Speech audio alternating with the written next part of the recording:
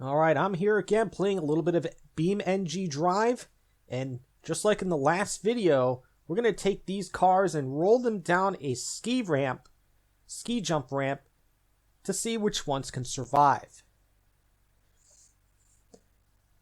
So here we have the Gavril D-series, which is a cross between a Chevy Silverado and a Chevy S10. So, here we go. As we send this truck down the ramp.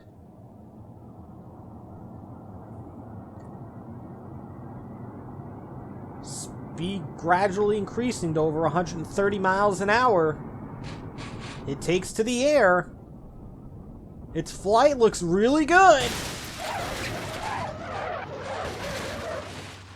It's taken some body damage, but that seems to be the extent of it, as this truck easily survives, losing only a taillight, the tonneau cover, maybe a couple of other body parts. But this Gavril D-series easily handles this big jump.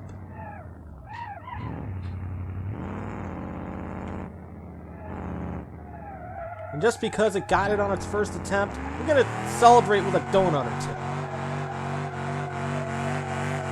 Well, maybe these aren't so great, but it is celebrating. It's easy. Easy one attempt to make it to the gas station. Our next vehicle today is the Gavril Roamer, which is reminiscent of a Toyota Land Cruiser from the mid-90s. Anyways, it's time to take this truck down the ramp. It does have all-wheel drive, so if it loses one of its drive shafts, it could still pull away under its own power should it survive this big jump. And in the air it goes. Lands hard on its front.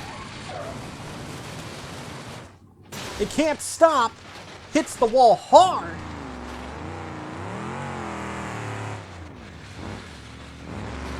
And there's significant body damage. The front axles are broken, so no all-wheel drive, and therefore, we're going to have to give this another go. So now the Roamer's second attempt down the ramp. The landing on the first jump did look really promising, but it just slammed into the ground just a little bit too hard, breaking the front drive shaft axles, and thereby not allowing all-wheel drive. And that's exactly what happens again, but this time both front tires are blown. But, unlike the last attempt, there is a chance that the Roamer will get out of the sand trap. It is steerable. The truck is dragging the ground. Sparks are coming from underneath the truck. But, just like the D-series, it makes its way down the ramp and to its destination, which is the gas station right around the corner.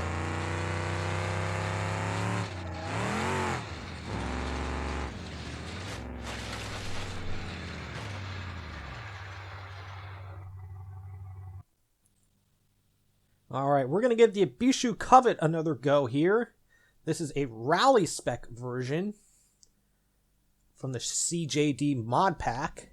Anyways, this car has a roll cage, so perhaps it has a much better chance of survival. So we're going to take this Geo Metro and Honda Civic inspired subcompact down the ramp. Speeds are increasing. 120, 132 miles an hour as it flies through the air. It's going to land on its front end, and it's going to roll over. Unfortunately, 3 of the 4 axles are broken, thereby disabling the Covet. So we're going to have to give this car another go. Second attempt for the Covet. This car seems to go down the ramp just a little bit slower than some of the other cars. Probably because it has more aerodynamic drag. Anyways, it's twisting through the air, and it's rolling over end over end. But can it survive? No! 3 more axles broken, and therefore can't recover. So, one last attempt for the Covet. This rally spec version here. I bet it would be a hoot to drive on the dirt. But, let's see if the drive axles can survive this big jump. And in the air it goes. Trying to stabilize it. It rolls on its wheels, but it flips over end.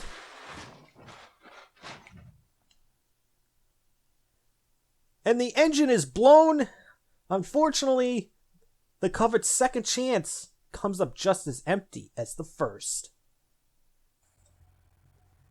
Now we're going to take the Bruckell Moonhawk out for a run down the ramp. Seems like a cross between a Mercury Cougar and a Plymouth GTX or something like that. Anyways, as it races down the ramp, speeds increase rapidly. And it takes off at about 140 miles an hour. It lands nose first, and it loses the rear drive shaft.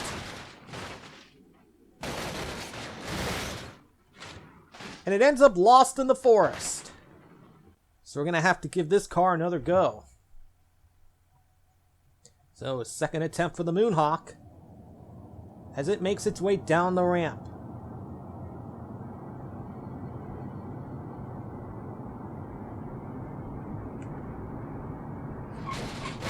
It takes to the sky.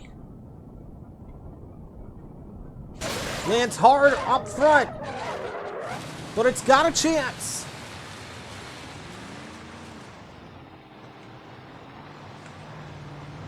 But it's having trouble getting out of the sand. But it's starting to move. It's still struggling in that sand. As part of the body drags the ground.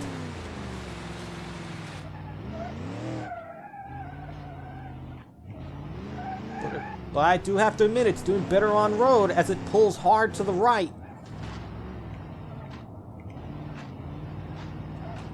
The right door won't stay shut and the hood flapped up, but the Bruckell Moonhawk on its second attempt makes it to the gas station. Alright, we're going to give the ETK I-series another go. This car is reminiscent of an older BMW 525e. This one is equipped with all-wheel drive, so perhaps if it doesn't lose all of its power, perhaps it can make it and survive this big ski jump. So the I-series takes flight, lands hard on its right front, but it rolls over and seems to be in decent shape. With only exhaust damage, but it gets high centered and therefore we're going to have to try again.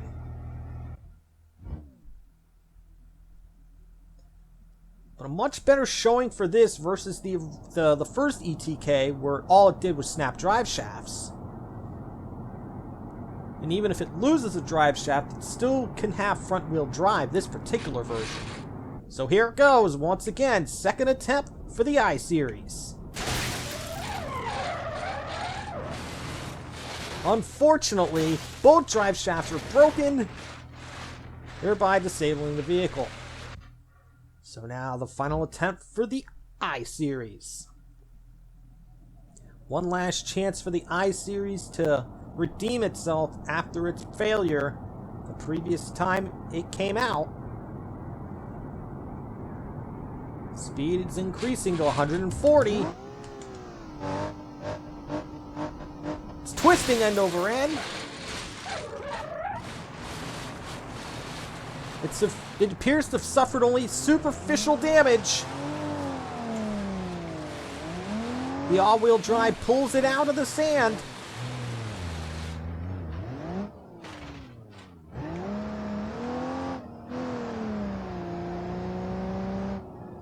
It pulls to the right, but the ETK I-series redeems itself on its final attempt,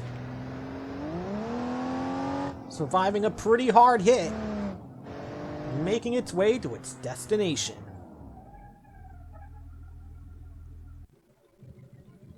Alright, this is the Autobello Piccolino, which is a cross between a Volkswagen Beetle and a Fiat 500, the first generation Fiat 500 in the 1950s or so. Anyways, this subcompact car, it's going to be getting its runs down the ramp. The car is very small. It is rear-engined. Anyways, we'll see how this car fares once it takes to the air. It's not very stable at high speed, reaching over 130. And it looks like it's going to land on its roof. It flips end over end. Hits the wall hard. Both drive axles are broken. And we're going to have to give this car another go.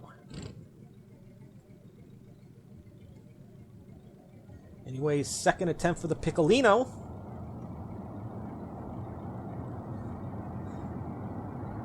As it races down the ramp.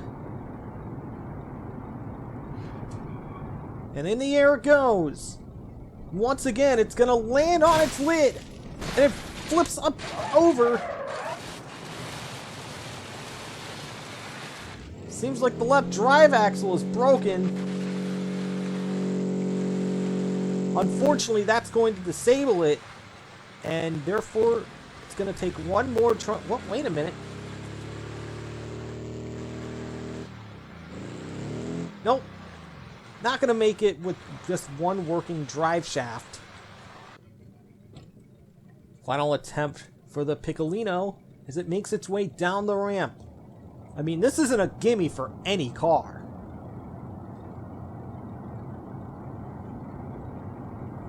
Speeds are rapidly increasing.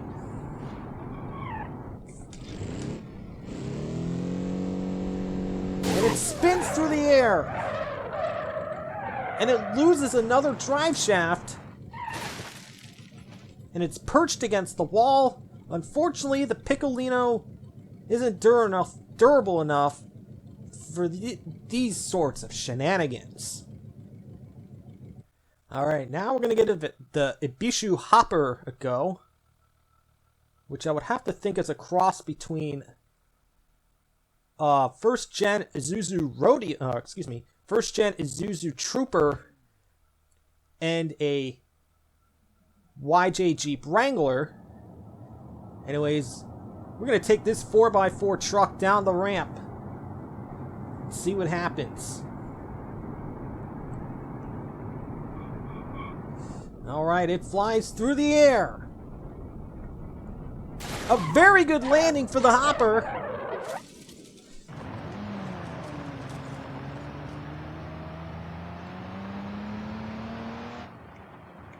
And only the rear door has taken damage. Great result for the Ibishu Hopper. It seems to have taken the least amount of damage out of all the cars we've tested so far. It just shrugged off that jump, easily cruising to the gas station.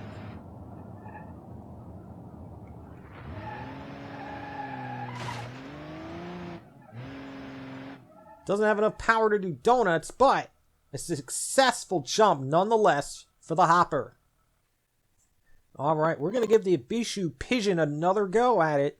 This time we have a van version and no stabilizers. I wonder how this thing's going to handle. Anyways, it's time to push this car down the ramp. The first Pigeon did not survive any attempts with ruptured gas tanks and broken drive shafts. Well, let's see how this one compares. As it flips over, it lands on its roof. It flips end over end.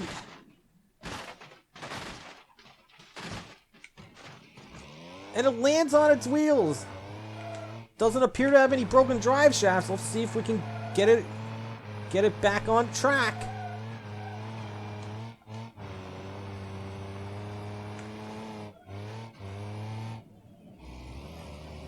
And surprisingly, in spite of massive body damage on its very first attempt, this Ibishu Pigeon survived rather easily.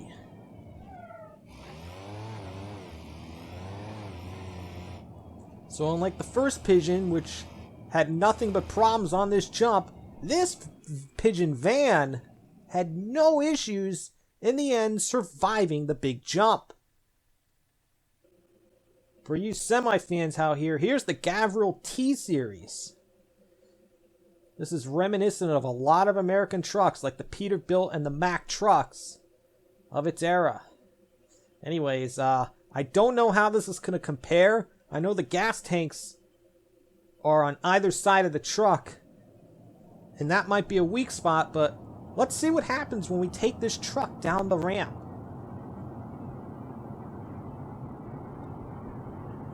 And it reaches 146 miles an hour, the fastest of the bunch. It lands hard. It loses the gas tank. It loses both gas tanks. The truck is on fire, flips over. And needless to say, we're going to have to give this truck another go.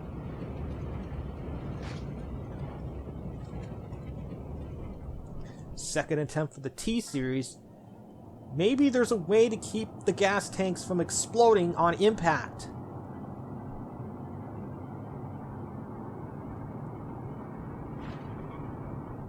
Takes to the air. It's twisting to its left. And another explosive landing. This T-series is on fire once again. And I know you wouldn't want to be in that thing in a situation like this. So one more attempt for the T-series.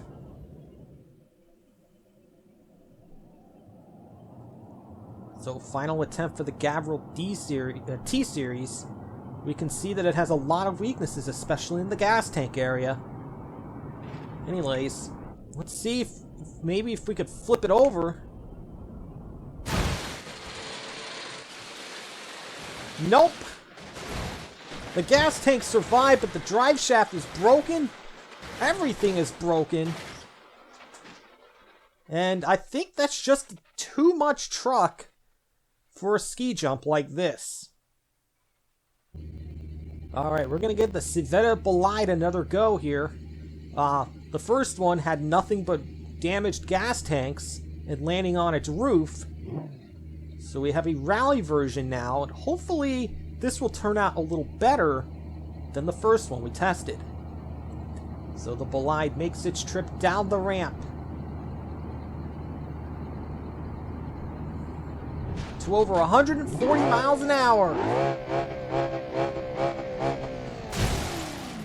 It lands hard on its roof, and the gas tank exploded, just like the first one, as it flips end over end and lands on its roof. So, second attempt for the Bolide. There's got to be some way to keep the gas tank from exploding on impact. Maybe if you take a different angle, perhaps this thing could survive? Anyways, through the air it goes. Another hard landing. Both rear axles broken, and another destroyed gas tank. There might be fire somewhere over the jump. And one last chance for the Bolide as it makes its way down the ramp. Again, under normal circumstances, this car is fast and handles really well. But in a ski jump situation, You just want durability at this point. Hits the ground hard, and yet another broken gas tank. And unfortunately, the Bolide's second attempt to redeem itself falls as short as the first.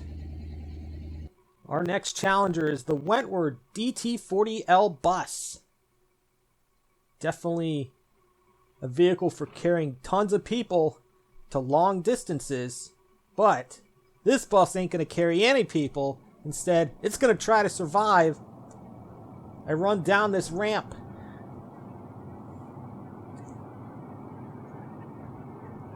So it reaches 145 miles an hour as it goes sideways. Lands on its side. Oh, the body is pancaked.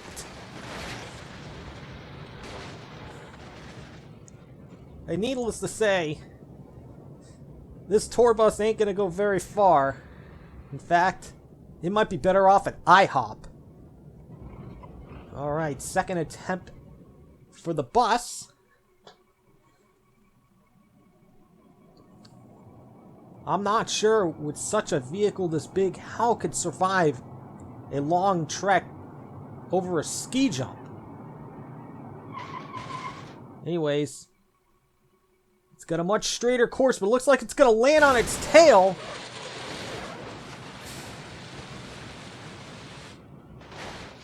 Needless to say, the rear drive shaft is broken and the truck is on fire.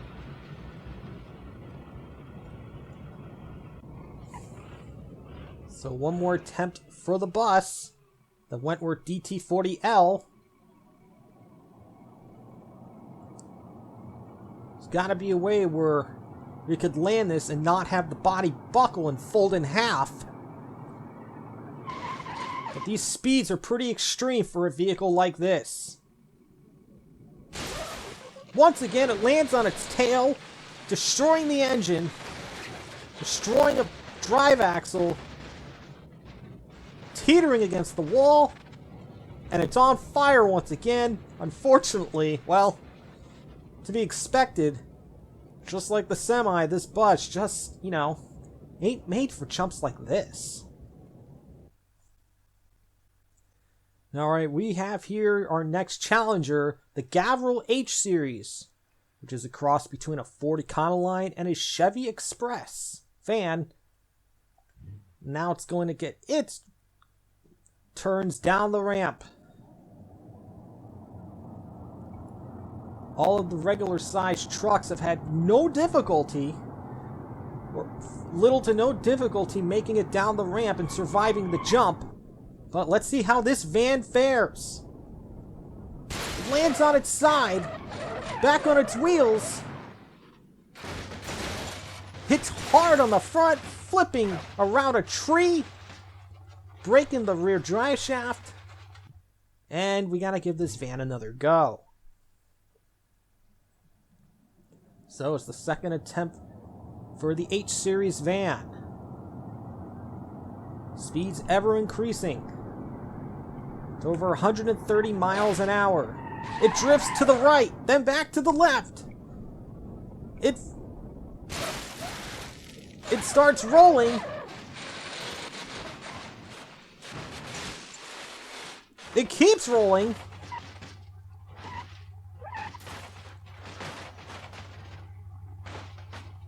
And after a dramatic sequence of rolls, lands on its wheels, and there's a chance we might be able to get it out.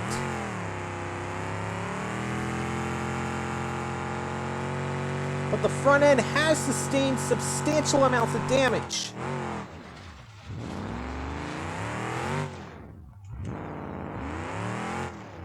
Unfortunately, it gets stuck, and we're going to have to give this van one last try.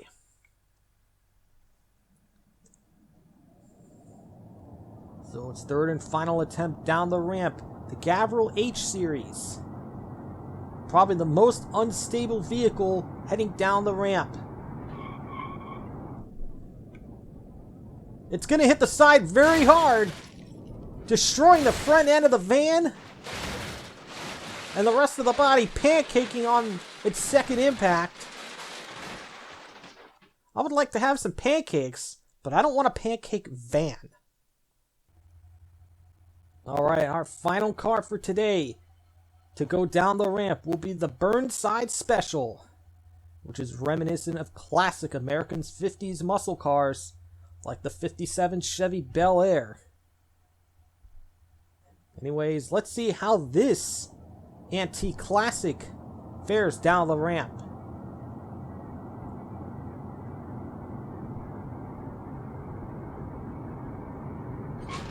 Reaches speeds of over 140. It's gonna dive into the ground nose first. Its rear drive shaft is broken, and unfortunately that means it cannot continue. So now, second attempt for the Burnside Special.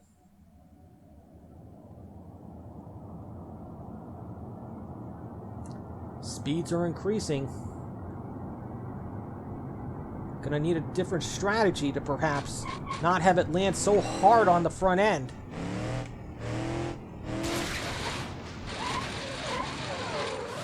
The right front wheel is gone, and there's significant damage to the front end of the car. It's going nowhere fast as the front end is absolutely trashed. Alright, final attempt for the Burnside Special.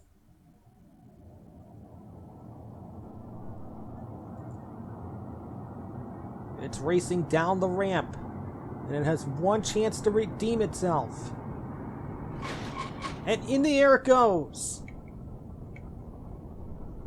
It lands hard on the front end, the rear drive shaft breaks, and unfortunately, this Burnside isn't so special. At least when it comes to making a big jump like this.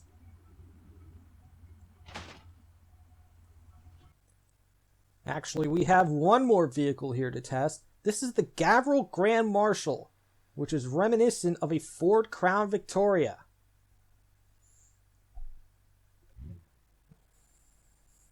Anyways, we're going to give this rear-wheel drive full-size sedan a run down the ramp.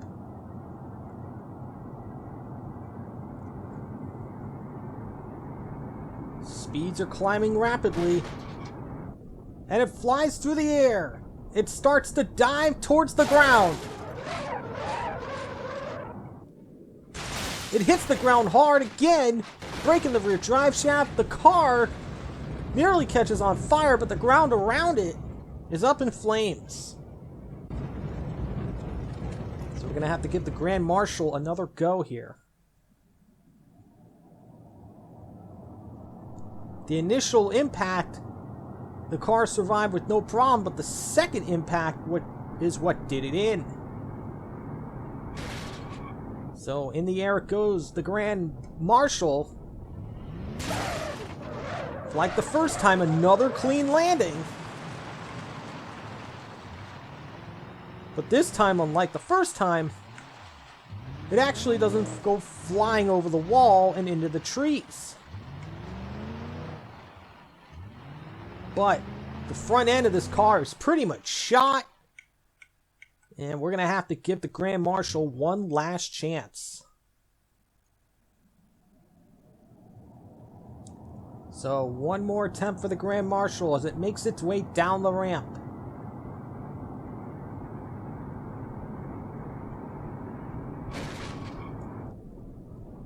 And it's in the air. And it's going to slam the ground hard one more time. Oh, and it hits the wall really hard, snapping the rear drive shaft. And unfortunately, the Gavril Grand Marshal wedged itself between the banking of the road and the wall, thereby disabling it permanently. Anyways, with that being said, most of the trucks here today did survive the jump, and a couple of the cars that failed the first time were able to succeed on their second attempt. Anyways, thanks for watching.